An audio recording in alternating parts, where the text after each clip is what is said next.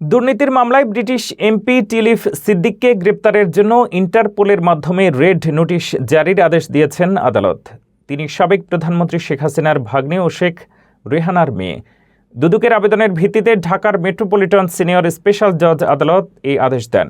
দুদক জানায়, টিলিফ সিদ্দিকের বিরুদ্ধে ক্ষমতার অপব্যবহার করে আবাসন প্রতিষ্ঠান স্টার্ন হাউজিং লিমিটেডের কাছ থেকে অবৈধভাবে একটি ফ্ল্যাট নেওয়ার অভিযোগ রয়েছে। অভিযোগে বলা হয়, হস্তান্তরযোগ্য নয় এমন একটি প্লটে বহুতল ভবন নির্মাণ ও ফ্ল্যাট বিক্রির সুযোগ করে দেওয়ার বিনিময়ে তিনি ফ্ল্যাটটি নেন। দুদকের দাবি, মামলা হওয়ার আগেই তিনি দেশ ছেড়েছেন এবং প্রমাণ নষ্টের আশঙ্কা রয়েছে। তাই তাকে গ্রেপ্তারে ইন্টারপোলের মাধ্যমে রেড নোটিশ জারি করা জরুরি।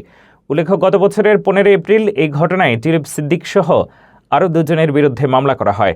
মামলায় বলা হয়, 1963 সালে গুলশানের একটি প্লট সরকারি লিজ শর্ত অনুযায়ী নির্দিষ্ট সময়ের আগে হস্তান্তর বা ভাগ করে বিক্রি করা নিষিদ্ধ ছিল।